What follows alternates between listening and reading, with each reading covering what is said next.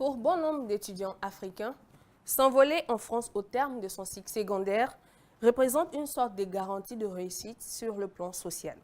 Seulement, les conditions de matérialisation de cet idéal restent encore floues, surtout en ce qui concerne les critères d'obtention du visa. Chers téléspectateurs, le thème de votre émission du jour, études supérieures en France, comment obtenir une inscription. Merci de vous installer. Bonjour à tous. Je tiens à préciser que nous ne sommes pas seuls dans ce studio, nous sommes accompagnés des invités. Et quels sont ces invités? Nous avons un public, oui, un public très chaleureux. Merci. Merci à vous, cher public, bonjour et nous espérons que vous allez bien. Ensuite, je vais aller vous présenter notre expert du jour qui est sur le plateau. Il est déjà installé. Bonjour, Monsieur Faye Birahima. Bonjour. Comment vous allez? Je vais très bien et vous? Merci d'avoir accepté notre invitation. Je vais bien quand même. Merci beaucoup. Alors, chers téléspectateurs, je vous présente M. Faye Birahima, qui est chargé de développement international extérieur dans une école française. C'est un expert dans le domaine. Il aura l'occasion de donner des réponses à nos nombreuses questions. Mais avant de rentrer dans le vif de notre émission, nous avons une question pour notre public. Une ou deux questions, je dirais. Alors, je me dirige vers le public. Je pense qu'il y aura des personnes qui pourront ou tenteront de répondre à cette question-là. Alors, cher public, y a-t-il des personnes volontaires pour répondre à mes questions? D'accord, enfin, j'ai quelqu'un. Alors, vous prenez le micro. Merci, vous pouvez vous présenter. C'est M. Traoré Navigué, D'accord. étudiant en marketing. D'accord. Merci beaucoup d'être présent. D'accord. La question c'est, est-ce que vous avez des projets d'études en France? Oui, j'avoue que bon, cette idée m'a traversé la tête à un certain moment. Donc, pourquoi pas? D'accord, merci beaucoup. Y a-t-il une autre personne? L'idéal serait que ça soit de l'autre côté. Vous ne voulez pas rester en mage, n'est-ce pas? D'accord, donc je viens vers vous. Je me dirige vers qui? Une dame? D'accord, quelqu'un pour prendre le micro et répondre à ma question. D'accord, bonjour. Ça va? Ça va. En tout cas, merci d'être ici.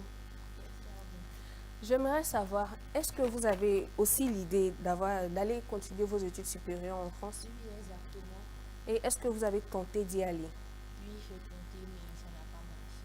Quelles ont été vos difficultés réelles? Bon, on m'a demandé, j'ai dit que j'étais admissible au deuxième, on m'a demandé que je soutienne d'abord D'accord. avant d'accéder à ça. D'accord. Est-ce qu'il y a une autre personne qui a tenté d'aller étudier en France et qui a rencontré certaines difficultés? D'accord, vous lui passez le micro, s'il vous plaît. Bonjour à vous, madame. Moi, c'est Kinkara Ishata.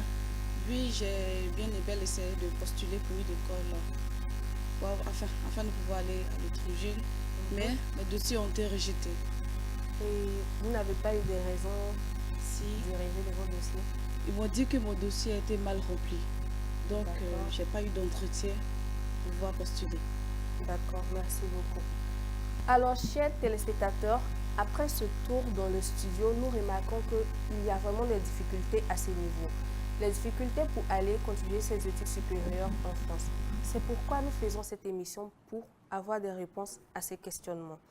Alors, nous allons aller vers notre expert pour qu'il nous donne de son expertise pour mieux nous aider. Monsieur Faye Birahima, je reviens vers vous. Vous avez constaté avec moi qu'il y a des difficultés au niveau d'aller continuer ses études supérieures en France. Qu'est-ce que vous avez à dire sur ce sujet de façon générale? Alors tout d'abord, je remercie la 2ETV, donc 2EFTV. donc de D'accord. m'avoir invité, donc particulièrement le groupe HETEC, donc que je dois citer quand même, qui est un de nos partenaires. En ce qui concerne la question, en fait, étudier en France, c'est simple, mais ce n'est pas simple.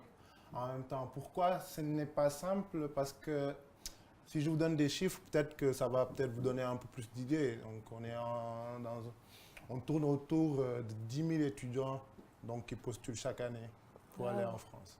Donc, dites-vous que voilà, pour des universités qui peuvent accueillir quelque chose comme 3 000 étudiants maximum, donc dites-vous qu'il n'y aura pas forcément de place pour tout le monde. Et comprenez qu'en France aussi, il n'existe pas que des Africains. Donc, il y a d'autres nationalités qui veulent venir faire leurs études en France. Ce qui fait que, voilà, il y a une présélection quand même assez rigoureuse. Donc, nous sommes obligés, je veux dire que l'autorité est obligée de mettre en place. Et ce qui fait que, voilà, ça devient compliqué. Maintenant, ce n'est pas compliqué parce que tout simplement, c'est des procédures à respecter. Voilà, nous allons venir aux procédures, mais on retient quand même qu'il y a des difficultés, il y a le manque d'informations peut-être que nous allons tenter de résoudre dans notre émission. Alors, M. Faye, la première question que nous allons vous poser, c'est comment sont structurées les études supérieures en Hexagone, c'est-à-dire en France? D'accord. Donc, par rapport à la structure de l'enseignement supérieur en France, il existe les universités françaises et les grandes écoles françaises. Voilà. Maintenant, pour être simple, en fait, pour que les gens puissent comprendre plus facilement, quand je parle d'université, je parle du public, donc je parle des grandes universités. Et quand je parle d'école, à part peut-être l'école d'architecture et quelques écoles spécialisées, le reste c'est le privé. Donc le reste c'est les écoles privées, donc notamment les grandes écoles de commerce et les grandes écoles d'études spécialisées. D'accord, merci beaucoup pour cette réponse. Alors, quels sont les tuyaux d'orientation pour des étudiants en France? Alors, tout dépend du diplôme que vous recherchez. Je parle des étudiants africains, bien sûr. Tout à fait, tout à fait. Donc, je dis que tout dépend en général du diplôme que vous recherchez. Il y en a qui cherchent un diplôme universitaire, donc impérativement, ils cherchent une admission dans une université française. Et il y en a d'autres qui sont peut-être beaucoup plus... c'est pas un souci d'orientation, mais ils cherchent peut-être à être un peu plus opérationnels parce qu'on dit que les écoles de commerce forment les managers opérationnels ou le personnel, en tout cas opérationnel des boîtes. Donc, il y en a qui veulent tout simplement avoir un diplôme professionnel, donc tel qu'une licence professionnelle ou un master. Voilà. Dans les deux cas de figure, vous avez beaucoup de possibilités. Si vous optez pour les diplômes universitaires, vous avez la possibilité de faire le DUT ou le BTS, une licence. Le master et après le doctorat. Donc pour les écoles spécialisées aussi, il y en a qui répondent aussi à cette hiérarchisation que je viens de faire, mais il y en a d'autres aussi qui sont directement sur le système LMD, qui font licence, master et doctorat. Voilà. Mais comme j'ai dit à l'entame de mes propos, tout dépend de comment vous avez préparer votre projet, comment vous vous projetez dans l'avenir. Si vous voyez que vous voulez être un universitaire à 100%, donc vous devez tout simplement aller suivre la procédure d'admission dans les universités françaises. Si vous pensez que vous voulez être professionnel, opérationnel après un bac plus 3 par exemple, donc vous pouvez opter pour les écoles de commerce. Mais ça, c'est un travail en amont qu'il faudrait faire. Donc se faire orienter, poser des questions, se renseigner avant de définir son projet. Parce que nous avons parlé du cas des personnes qui ont un projet déjà préétabli. Oui. Et ces personnes qui ont juste l'intention d'aller à l'extérieur, c'est-à-dire en France, sans savoir où s'orienter. Est-ce qu'il y a un petit conseil ou une direction à suivre? Effectivement, en fait, pour tout projet d'études, le conseil que je peux donner, c'est d'abord s'informer. Il y a une agence que tout le monde connaît qui s'appelle Campus France. Donc pour ceux qui veulent aller en France et qui résident... En fait, je parlais plutôt de l'orientation, les tuyaux d'orientation pour des personnes qui n'ont aucune idée Tout à fait. de ce qu'ils veulent faire. Contrairement à ce que les gens pensent, Campus France a d'abord la mission d'informer et d'orienter avant de valider le projet d'études. Donc en amont, je crois que là, on a dépassé la date, mais depuis, je pense, le mois de décembre, ils ont organisé pas mal de sessions d'information d'abord, donc d'orientation aussi. Donc il y a pas mal d'écoles, même de commerce, qui ont pu participer à ces sessions d'information-là. Et l'ensemble des pays qui abritent Campus France, donc l'ensemble des pays qui sont régis par la procédure études en France, donc ils sont 42 si je ne me trompe, sont dans une obligation en fait de se rapprocher de Campus France d'abord pour s'informer. La Côte d'Ivoire fait partie de ces La Côte d'Ivoire en fait partie, tout à fait. Donc, tout Ivoirien qui veut aller en France doit impérativement s'informer auprès de Campus France d'abord, donc pour qu'il prenne les informations concernant la procédure d'inscription en France et bénéficier des ateliers tels que les ateliers de renforcement, les ateliers de préparation à l'entretien, par exemple, ou bien des ateliers pour préparer son CV, etc. Donc, ils font énormément d'activités pour permettre aux étudiants d'être outillés pour pouvoir chercher une école de commerce ou une université. Maintenant, après l'étape Campus France, D'accord, nous allons revenir aux étapes. Nous sommes en train d'abord de présenter le cadre d'études en France. D'accord, et pour cela, j'ai une autre question pour vous. Est-ce qu'il y a déjà des infrastructures d'hébergement des étudiants africains pour avoir une idée de ce qui se passe là-bas en réalité? Bon, si je veux aborder le logement, en fait, il faudrait aussi que je remette le contexte parce qu'aujourd'hui, les étudiants qui optent pour l'université, donc le public, et les étudiants qui optent pour le privé, alors c'est n'ont différent pas les selon mêmes... le cas. Exactement. C'est Donc spécifié. pour ceux qui optent pour l'université, ils doivent se rapprocher du CROUS, donc, qui est l'organe qui un peu met à disposition tous les étudiants qui veulent aller en France, voilà, les offres de logement, que ça va être des résidences universitaires en passant par des colocations, etc. Donc toute l'offre des universités publiques est centralisée au niveau du CROUS. Maintenant, pour le privé, il y a deux possibilités aussi, parce que le privé, aujourd'hui, il y en a qui ont les capacités de mettre en place des résidences universitaires au sein du campus, et il y en a d'autres qui n'ont pas cette possibilité-là. Donc, en tout état de cause, ce qui est sûr, c'est que vous avez un accompagnement. Pour le privé, vous avez un accompagnement sur la recherche et tout ce qui est information liée au logement. Donc, déjà, pour quelques écoles, ils ont même des plateformes en ligne.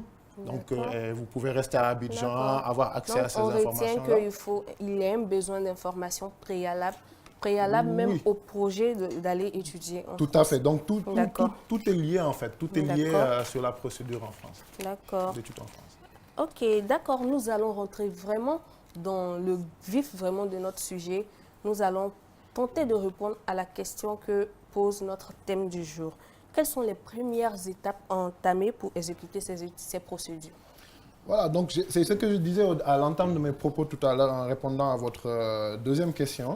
C'est qu'aujourd'hui, il y a l'organe de régulation en même temps qui est une agence d'information qui s'appelle Campus France, qui pour moi, en tant que professionnel du recrutement des étudiants pour aller en France, pour moi, l'étape Campus France est la plus primordiale en fait. C'est une étape décisive. Parce que si vous ratez cette étape-là, disons, l'information à la source, vous l'avez ratée. Donc, tout ce que vous avez, c'est des informations tirées de peut-être des gens qui parlent à gauche, à droite. Et forcément, il y aura des parasites, comme on dit, en termes d'information. Donc, ce qui est important, c'est d'aller se rapprocher de Campus France. Il se peut que les téléspectateurs sont d'avis avec moi. Alors, j'aimerais savoir, Campus France est le seul moyen d'information pour des études en France? Non, ce n'est pas le seul moyen, mais vu que le dossier d'études en France, quel que soit le projet que vous avez, en tout cas, si vous voulez aller étudier en France, impérativement, par A ou par B, vous devrez passer par Campus France. C'est-à-dire, même si vous commencez par B, vous allez revenir à Campus France. Vous devez revenir à Campus France. D'accord. Donc, c'est pour cette raison. Aucun moyen de l'éviter. Parce que vous soyez français, et même si vous êtes français de souche, etc., si vous résidez ici, là, vous êtes obligé de faire valider votre projet par l'organe, en fait. Donc, je pense que tout état de cause, le fait d'aller et de revenir, mieux vaut commencer par le commencement. Donc, aller à la source, prendre les informations. Et maintenant, si en parallèle, vous avez des contacts avec une école, directement, la plateforme Campus France vous donne la possibilité d'avoir l'admission auprès de l'école et de venir l'insérer directement sur votre plateforme, sur votre espace. Sinon aussi, vous pouvez passer par Campus France pour trouver directement l'admission. Donc les deux sont possibles. Maintenant, pour aussi corriger, en fait, je veux dire, par rapport à la compréhension des gens, ils vont se dire, bon finalement, Campus France est au cœur de tout. Pourquoi donc les écoles de commerce sont là, ou bien les autres écoles sont là? C'était une question voilà. C'est simple, parce que ceux qui cherchent à aller, encore une fois, en France et faire des études universitaires, vous êtes obligé à l'entame de votre cursus, de votre projet, de vous renseigner auprès de Campus France, parce qu'il y a ce qu'on appelle la procédure études en France, qui est pilotée par Campus France, et que la plateforme en fait, qui aujourd'hui accueille ces étudiants-là qui veulent aller en France est gérée par Campus France. Donc en d'autres termes, si vous voulez trouver une admission dans le public, en étant à Abidjan, en Côte d'Ivoire, vous devez impérativement... Ou dans un autre pays de la dans un autre pays de la sous-région, mais qui fait partie des 42 pays. Voilà. Donc vous devez passer par Campus France pour trouver votre admission dans le public. Voilà. D'accord. Maintenant, pour le privé, vous avez les deux possibilités. Vous pouvez aller directement à Campus France, donc vous inscrire sur la plateforme études en France et que l'école privée recevra votre demande d'admission et va le traiter et vous répondra directement sur la plateforme de Campus France. Voilà. Ou sinon, si vous avez des écoles qui ont des représentations, comme il y en a beaucoup à Abidjan par exemple, vous pouvez directement aller voir le bureau de représentation. Donc, vous dites que c'est une école privée, vous n'avez pas besoin forcément qu'on vous donne des informations sur d'autres écoles. Vous êtes déjà, votre projet est mûr. Voilà, votre projet est mûr, vous connaissez déjà l'école. Donc, vous allez directement voir le représentant de l'école qui vous passe la procédure d'admission interne à l'école. Si vous réussissez maintenant à dépasser, si vous réussissez à valider le concours. À valider le concours. Parce qu'il y a un concours. Effectivement, parce que... C'est quoi ce concours alors? Chaque école en fait, de commerce a sa propre procédure d'inscription. C'est ce que je disais. D'accord. Chaque école en général même. Parce que bon, je suis expert en école de commerce, c'est pour la raison, je prends mes exemples dans les écoles de commerce. D'accord. Je pense que pour faire comprendre le sujet réellement, nous allons prendre cas par cas. Voilà. C'est-à-dire les écoles publiques et les écoles privées. Pour les écoles publiques, donc j'avais déjà réglé le problème, c'est que l'école publique, vous ne pouvez pas faire l'admission sans passer par Campus France. Ça, c'est impossible. Parce qu'il y a Parcoursup pour les détenteurs de bac français. Et pour le reste, c'est Campus France qui vous oriente et qui vous donne la possibilité de faire des choix d'université, votre premier choix, deuxième, troisième choix. Et à l'issue voilà, de l'analyse de votre dossier, et sûrement vous allez passer un entretien que Campus France vous donnera les détails. Vous pouvez être accepté ou non. Par rapport au privé maintenant, donc le dossier soit est acheminé à l'école privée via la plateforme Études en France, donc vous passez par Campus France. Ou sinon, vous avez un projet mûr, vous connaissez déjà l'école en question, vous allez voir directement le responsable de l'école ou bien voilà, les représentants de l'école. Vous leur demandez quelle est la procédure d'admission. Donc c'est pour cette raison que j'ai parlé de concours, mais peut-être que dans d'autres écoles, on va parler de tests ou bien d'autres vont parler d'examen, etc. Mais il y a une procédure interne d'admission dans chaque école. Maintenant, s'il s'agit d'un concours, ils vous donneront les modalités, les critères que vous allez préparer. S'il s'agit aussi de tests où il y a des épreuves écrites, vous allez préparer les épreuves écrites et on vous convoquera à venir passer le test ou le concours. Tout dépend de comment l'école l'appelle. Voilà. Maintenant, si vous réussissez maintenant à franchir la procédure d'admission de l'école, je veux dire la procédure interne de l'école, là, vous revenez à Campus France. Donc, ce que je disais à l'entendre de mes propos. Tout tourne autour de Campus France. Exactement. D'accord, merci beaucoup. Nous allons revenir tout à l'heure après une pause publicitaire. Alors, chers téléspectateurs, à très bientôt. De retour sur notre plateau, nous sommes toujours en compagnie de M. Faye Birahima. M. Faye, nous étions en pleine discussion avant la pub.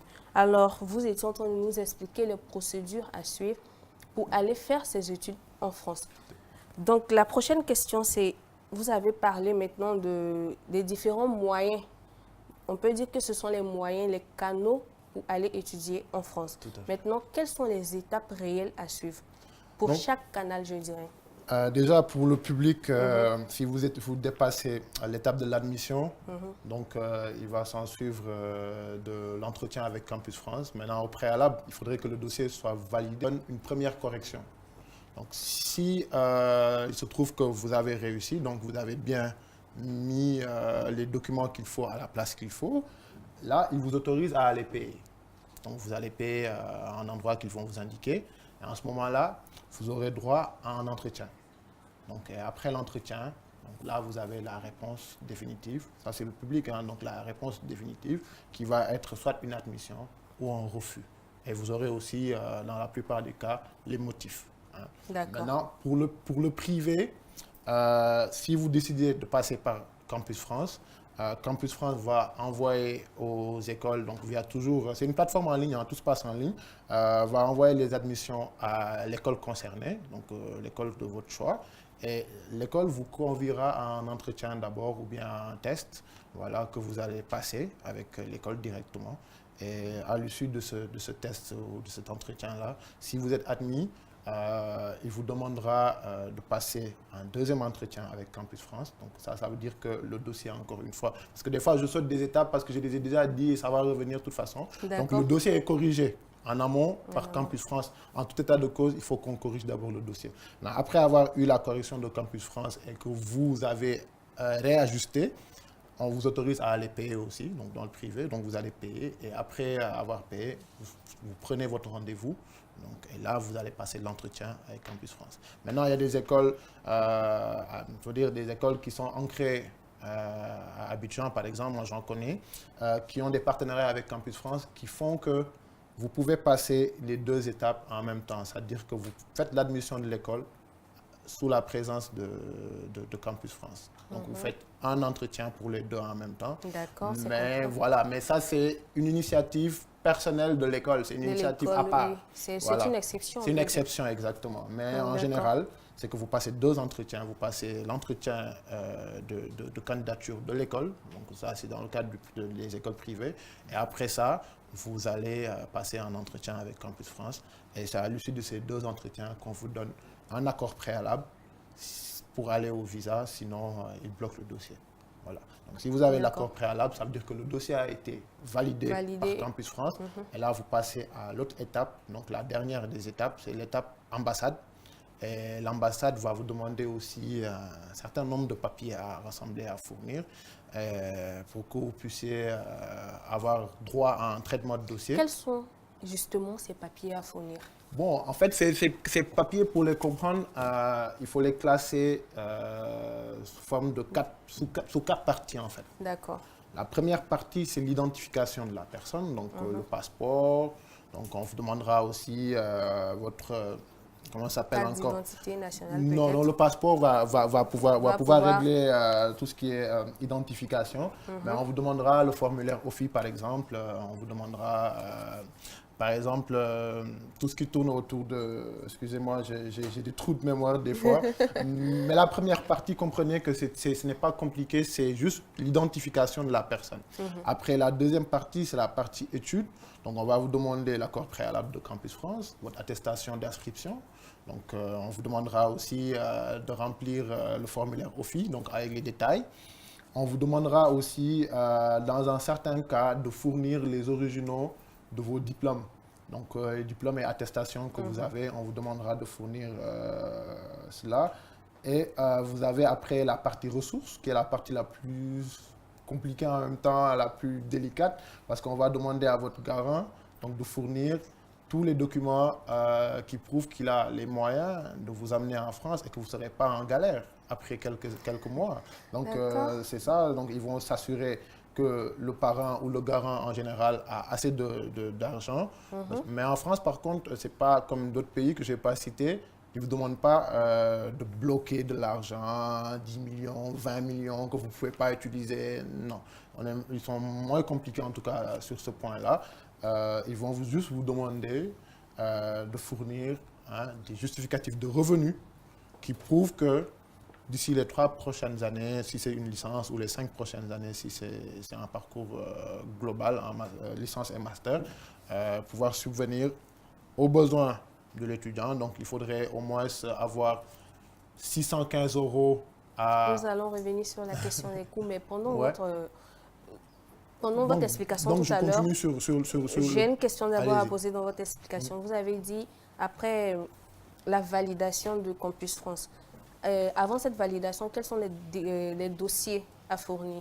Non, les validations de Campus France, je vous l'ai dit, uniquement les bulletins qu'on vous demande, des bulletins de la seconde à la terminale. D'accord. Et le bac, s'il s'agit d'un bachelier, donc ils vous demanderont l'original du bac, que vous allez mettre sur la plateforme en ligne.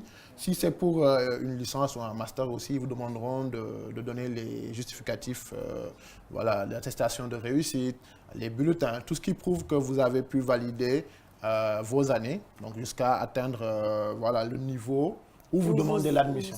Voilà, donc c'est uniquement ça, hein, donc c'est pas compliqué. Seulement que les bulletins. C'est purement pédagogique. D'accord. Donc c'est le CV, les attestations de stage, les attestations de réussite. Donc Campus France ne s'occupe que de l'aspect pédagogique, voilà, donc votre parcours scolaire, votre parcours académique. Maintenant, si le parcours académique est validé, c'est-à-dire que vous n'êtes pas quelqu'un voilà, qui a fait une première année, qui est parti, je ne sais pas faire quoi, jusqu'à 2 ans après pour revenir, ou bien c'est quelqu'un qui a un parcours vraiment très bizarre, d'habitude, voilà, on valide le dossier. Voilà, pour dire que ce n'est pas aussi compliqué que ça. D'accord, voilà. Maintenant, après avoir validé le dossier d'études, ils vous demandent maintenant de passer à l'ambassade qui, eux, pour avoir une compréhension simple, ils vont regarder un peu plus loin que les études. Eux, ils vont pas, dès que Campus France a donné l'accord préalable, ça voudrait dire que la partie études est gérée. Maintenant, eux, ils vont se focaliser sur les ressources du garant. Donc, je ne veux pas dire le parent parce que des fois, c'est un oncle, c'est un cousin, exactement. Donc, ils vont voir si le garant a la capacité de financer des études en France et surtout, comme je disais tout à l'heure, a la capacité de gérer vos frais de vie. Il ne faudrait pas qu'on vous laisse en galère après là-bas, voilà.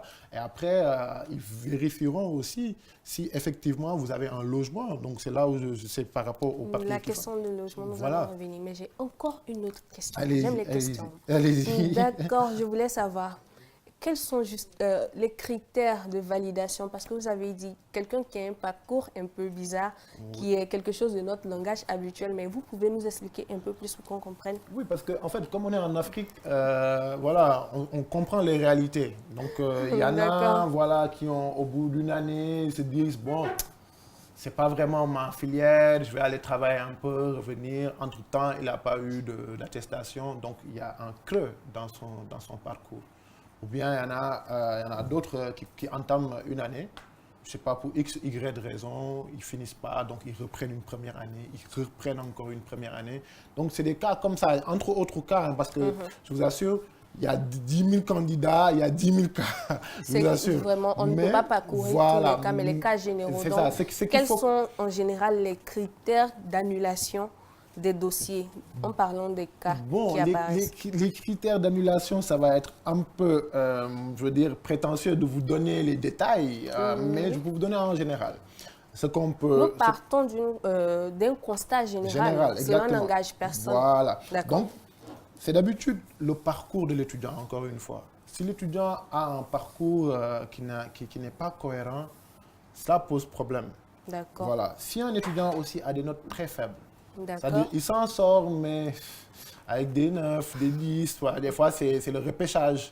Ça aussi, ça pose problème. Ça crée vraiment beaucoup de problèmes. Et puis, il y en a d'autres qui vont vous dire, monsieur, j'ai fait des stages, qui n'arrivent pas à vous donner les attestations de stage.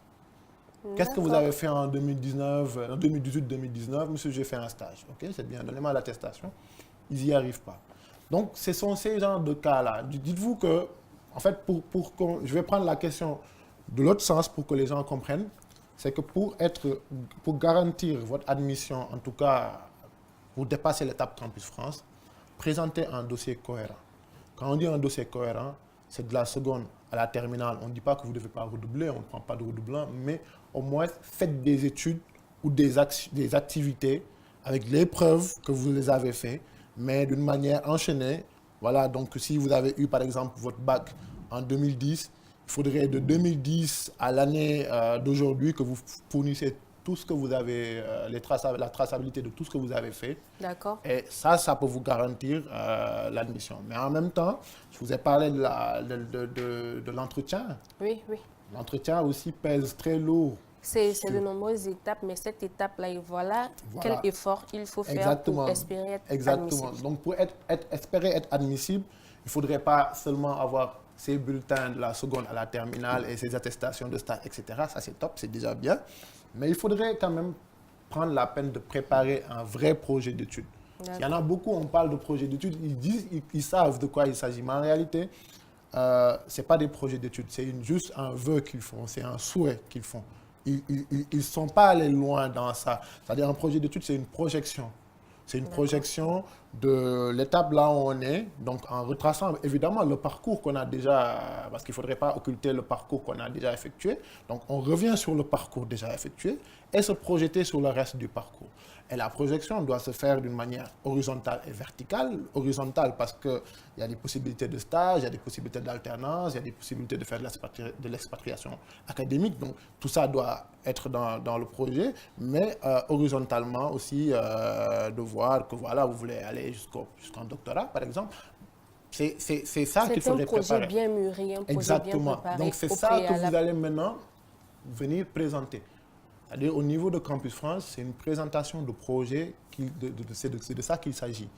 Et de montrer ses motivations.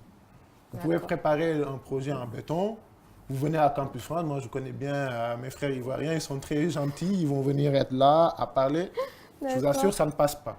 Donc vous devez motiver, c'est-à-dire ce que vous dites avec les arguments qu'il faut pour faire comprendre à la personne qui est devant vous. Nous allons considérer ça comme des astuces et des bonus. Exactement, et nous allons revenir. Voilà. D'accord, mais la question c'est que vous avez beaucoup parlé du logement et nous avons constaté que cela fait partie des étapes pour obtenir une inscription en France. Alors la question du logement, on peut avoir un éclaircissement sur ça? Bon, la question du logement, elle n'est pas vraiment difficile à mon avis parce que tout simplement, cela va de soi. Donc, quand vous allez dans un pays, impérativement que vous connaissez personne, vous n'avez personne pour vous accueillir, il va falloir trouver un logement. Mais comme j'avais dit à l'entame de mes propos, il y a juste deux facteurs. C'est que vous avez déjà des étudiants qui sont inscrits dans des universités, d'autres dans des écoles, donc le public, le privé. Moi, je le vois comme ça. Et pour le public, il faudrait se rapprocher très tôt du Crous, mais c'est facilité par l'université d'habitude. L'université qui vous donne une admission, qui vous accueille chez elle, donc prendra les dispositions pour vous héberger. Donc eux, ils vous mettront en rapport avec les gens du Crous et vous demanderont de fournir les pièces. C'est notamment voilà, le certificat d'admission ou le certificat d'inscription. Voilà. Est-ce qu'on peut retenir que le logement n'est pas un critère d'admission des dossiers? Si. Pour le privé. Pour le privé, oui. Parce que pour le public, comme je disais encore, si l'université vous accepte, évidemment, il ne va pas vous laisser. Donc ils vont vous mettre en place, ils vont mettre en place un accompagnement par rapport au logement. Mais pour le privé, l'accompagnement au logement n'est pas obligatoire. N'est pas obligatoire, encore une fois, hein, parce que aujourd'hui, c'est comme ici à Abidjan, vous venez vous inscrire dans une école ici et vous attendez à ce que l'école vous trouve un logement. Donc, c'est pareil qu'en France. Donc, vous pouvez trouver des écoles qui ont le dispositif logement ancré dans la structure, comme il y en a d'autres. Maintenant, dans les deux cas de figure, vous avez en France, en fait, des plateformes de logement. Voilà, je ne veux pas citer, je ne veux pas faire de publicité, mais il y a énormément de plateformes de logement qui vous donnent les informations, donc la disponibilité voilà, des appartements ou des résidences, ou bien même des familles d'accueil. Donc la disponibilité à jour, donc je veux dire tous les jours, vous avez les annonces. Et par la suite, vous suivez la procédure de l'agence que vous avez choisie. Si l'agence vous dit, écoutez, moi, je ne loue pas à quelqu'un qui n'a pas de garant en France. Là, vous saurez que vous ne pouvez pas traiter avec eux.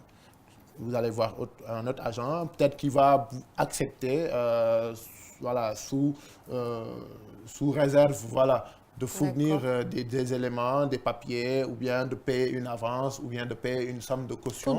Tout dépendra de l'agence que vous allez choisir. Dites-vous que l'astuce, encore une fois, comme moi je préfère, voilà, les questions je les prends de l'autre côté. Je pense que vous allez cotiser vos astuces, comme on les dit, et nous allons le dire à la fin de notre émission. D'accord, il n'y a pas de souci. D'accord, monsieur. Quel est le coût minimum qu'on puisse payer pour ces études en France? C'est la question tant attendue par mes téléspectateurs. Alors, facilement, hein, je réponds facilement. D'accord. D'habitude, je sais, mes frères africains préfèrent le public. Parce que c'était jusqu'à l'année dernière, jusqu'en 2018, c'était gratuit. Le public était gratuit. Ah bon? Oui, le public était gratuit, donc il suffisait juste d'avoir de bonnes notes et se faire accepter par une université. Vous payez les frais d'inscription qui n'étaient pas vraiment élevés, hein, et puis c'est bon, quoi. Donc c'était gratuit, il n'y a rien à payer voilà, à la fin du mois. Mais maintenant, le gouvernement français a changé, voilà, on va dire, le gouvernement français a revu Les coûts d'inscription. Voilà, et c'est passé à 3 000 €. Donc moi, voilà, comme je n'aime pas me compliquer la vie, donc vous me demandez de poser une question simple, vous me dites quel est le coût moyen. Je ne parlerai pas de coût moyen, mais je parlerai le coût minimum. C'est 3 000 € en réalité, donc c'est le public. Voilà. D'accord. Maintenant, après, en moyenne, moi, avec les études, peut-être que j'ai pu faire des écoles de commerce en général et des écoles spécialisées. En moyenne, il faudrait prévoir 7 500 voire 8 000 € l'année, donc pour pouvoir faire des études dans le privé. D'accord. Est-ce que vous pouvez vous résumer sur les étapes et la procédure pour obtenir une inscription en France? Donc, je résume en points. Donc, le premier point, s'il s'agit du public, donc vous rapprochez de Campus France, vous inscrire à la plateforme Études en France. Donc, c'est ça le deuxième point. Renseigner l'ensemble des pièces justificatives, le parcours que vous avez eu. Après, vous allez recevoir la réponse de l'université, qui peut être une réponse positive ou comme négative. Okay? Et par la suite, si c'est une réponse positive, vous allez passer directement au visa, parce que c'est le public en fait. Donc le public, là, dès que vous avez la réponse et que Campus France dit que l'université vous a accepté, en général, c'est que c'est bon, c'est qu'il n'y a plus de problème. Maintenant, pour le privé, c'est autre chose. Donc le privé, vous devez premièrement prendre les informations, évidemment, chez Campus France. De deux, voir et valider l'école privée voilà, que vous allez choisir. Donc, vous informer des critères d'admission. Vous rapprochez de cette université, de cette école, je veux dire de cette école privée. Donc, vous faites l'admission, la procédure d'admission. Si vous validez cette procédure d'admission, vous venez voir Campus France avec votre attestation d'inscription, donc que vous avez mis au préalable en ligne. Et avec ça, ils vont vous demander d'aller payer des frais voilà, dans un guichet. À ce moment-là, ils vous donnent le rendez-vous pour passer l'entretien. Et après l'entretien, c'est l'ambassade. Donc, c'est 5 points maximum pour les deux cas. C'est 5 points. Voilà, que j'ai essayé de résumer de manière très ramassée, sachant que maintenant, ce qu'il y a à savoir, c'est que aller étudier en France, c'est respecter un ensemble de procédures en vigueur et chaque étape a des procédures. C'est pourquoi, comme nous, on n'aime pas trop les procédures, etc., l'être humain n'aime pas être dans un cadre vraiment hyper normé. C'est pourquoi on dit que c'est difficile.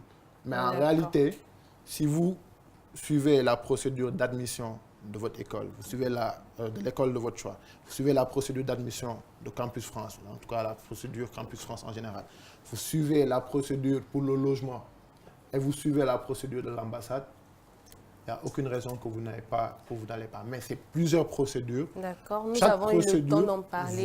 Voilà. Mais nous allons donner maintenant l'occasion au public de s'exprimer, de poser des questions s'il y en a ou de donner des recommandations s'ils en ont également.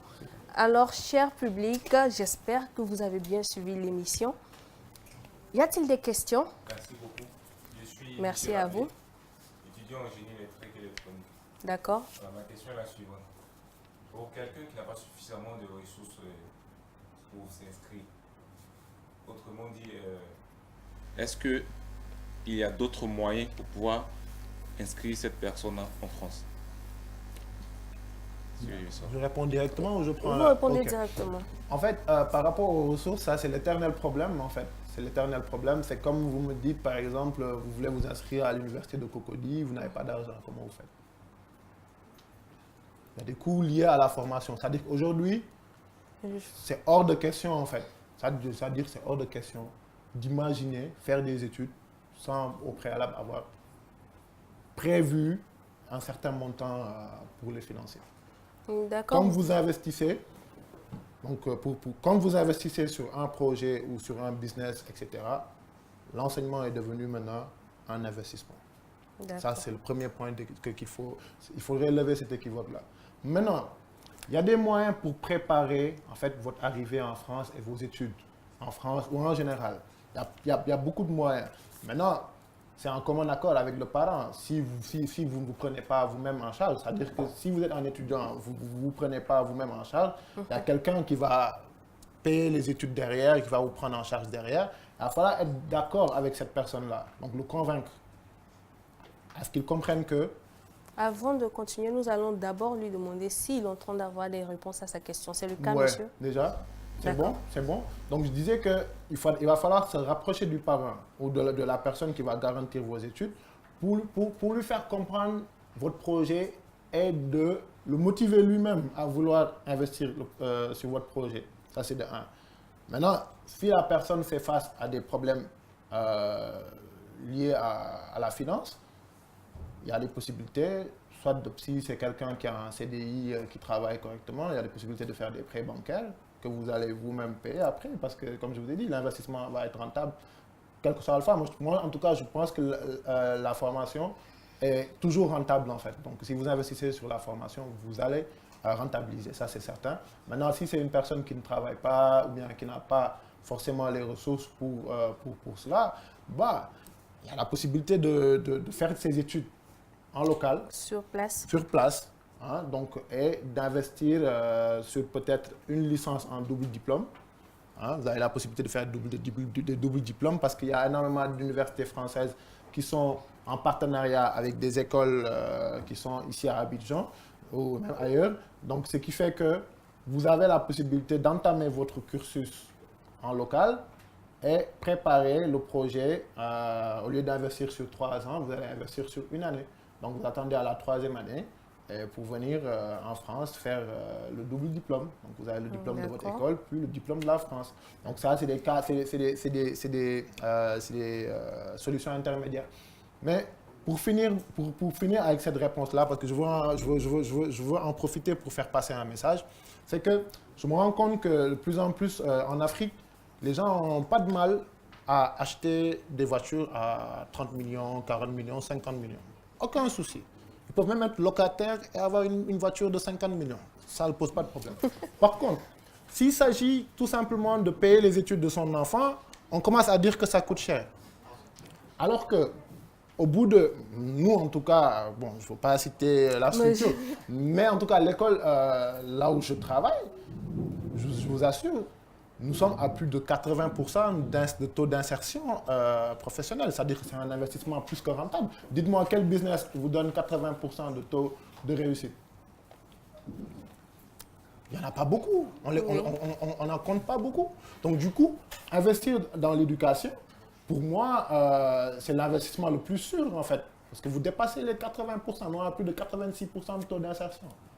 D'accord. Voilà, donc c'était ça le message que je voulais passer. Donc, n'ayez pas peur d'investir sur les études de vos enfants parce que c'est un investissement qui est quasi sûr du fait que, voilà, si l'enfant ne trouve pas un travail, au moins il a les outils pour créer son propre job. Ça, c'est sûr. D'accord. Voilà. Vous avez une autre question, monsieur? D'accord, allez-y. Je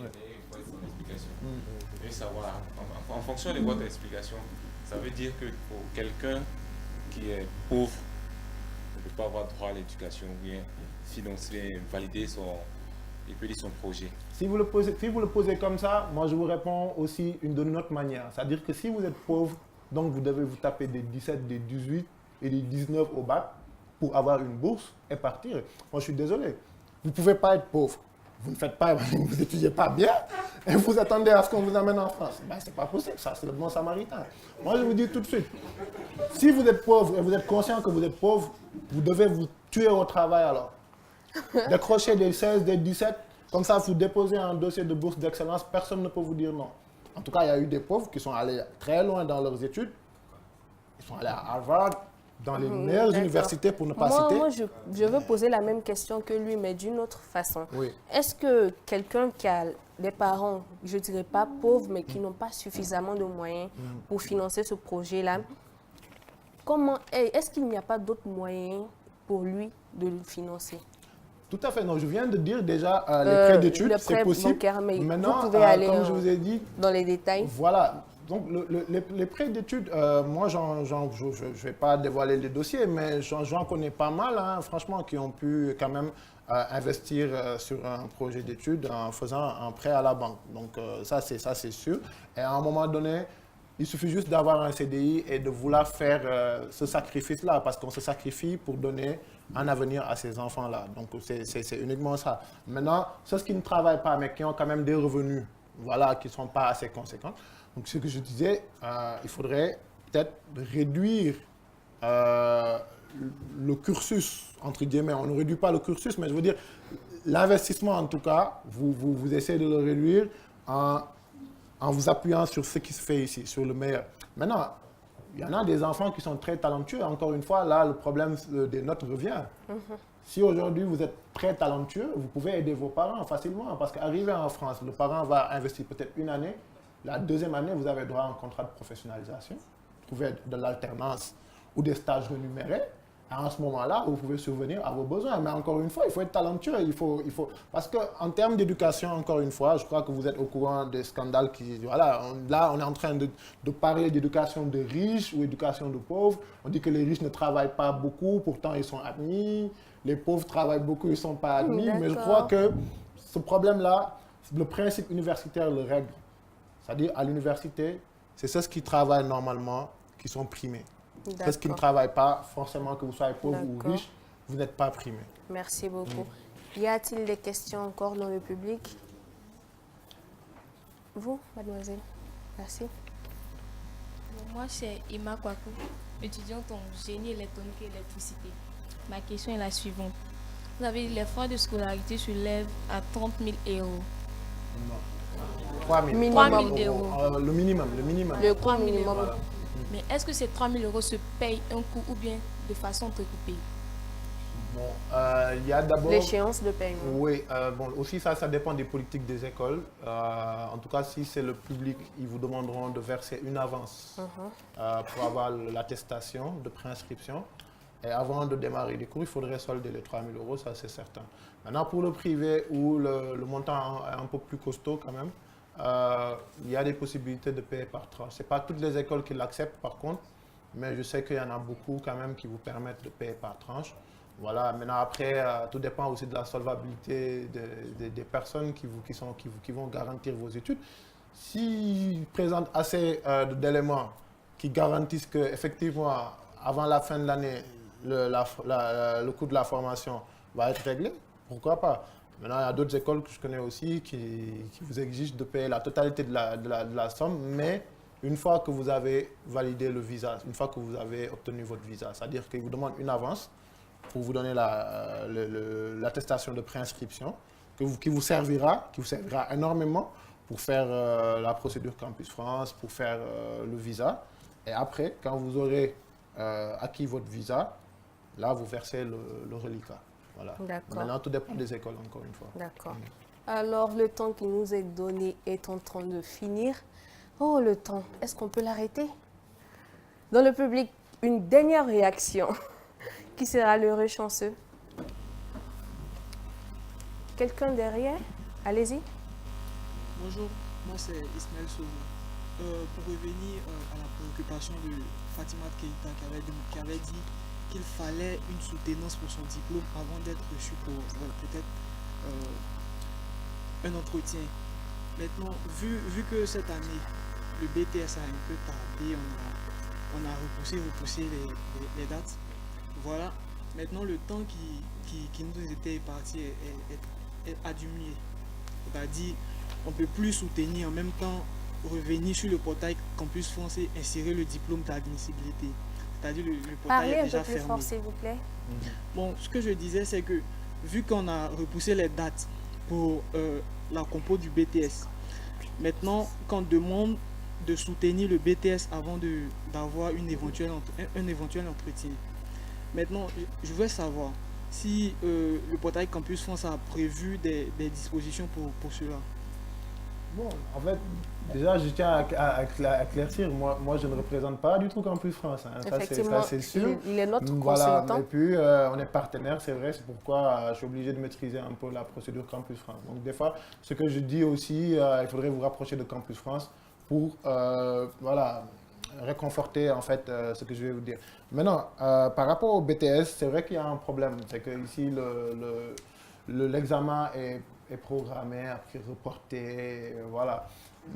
Bon, quand vous avez le BTS, c'est que vous êtes en train de postuler pour une 3e année. C'est ça.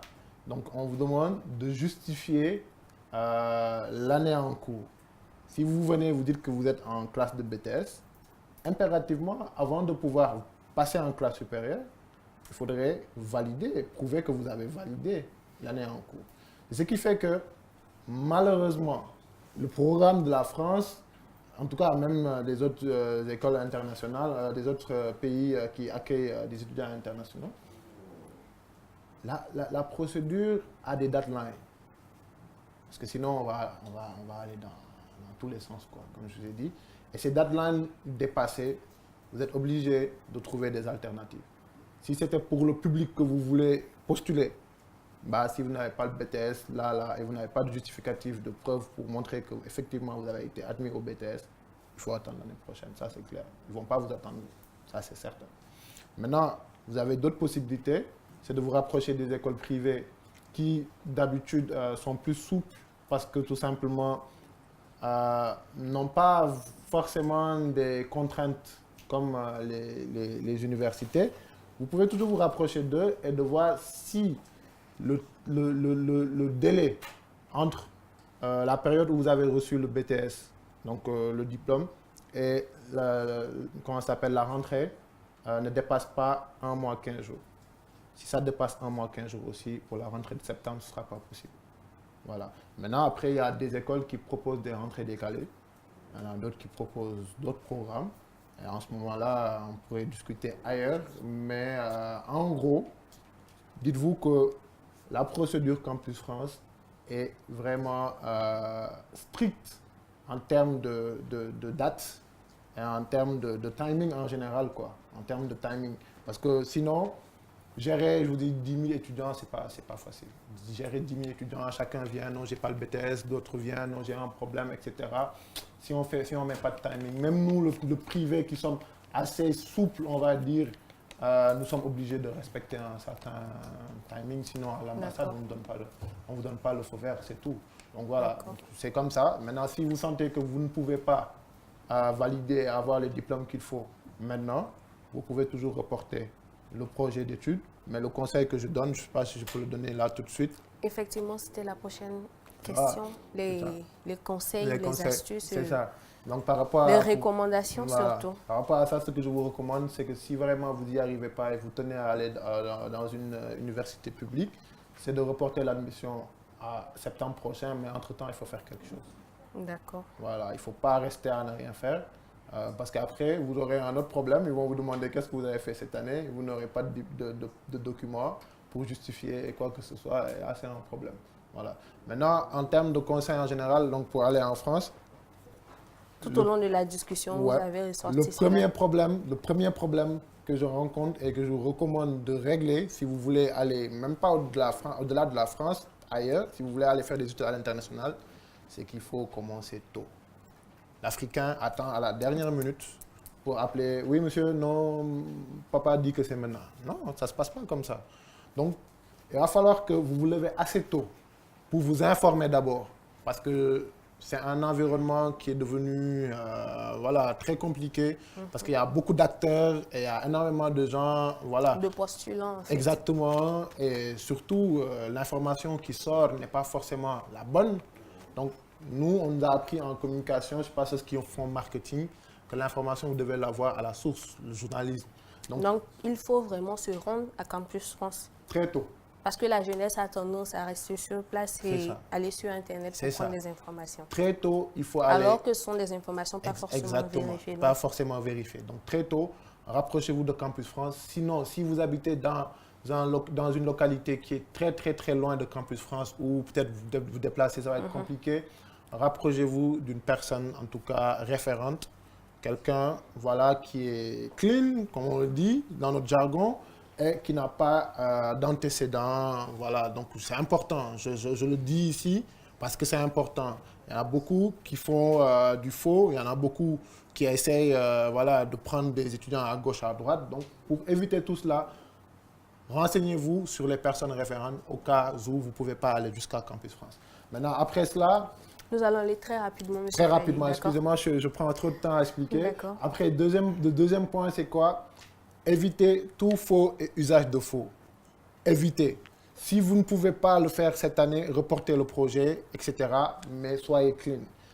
Et tous vos bulletins de la seconde à la classe actuelle et tous vos attestations, etc. Donc, tout ce qui prouve que vous avez fait des activités liées à la scolarité durant toute une période, et au moment venu, vous les sortez.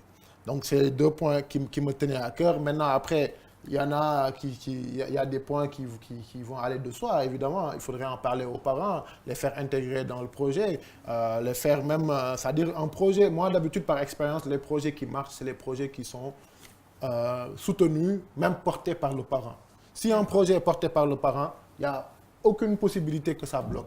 Moi, Merci beaucoup, voilà. M. Faye. Je pense que nous allons revenir vers vous pour avoir encore plus de détails pour nos téléspectateurs. Super. Chers téléspectateurs, nous sommes pratiquement à la fin de notre émission. Nous allons demander à notre public, qui est très chaleureux d'ailleurs, vous avez aimé l'émission? Oui. Alors,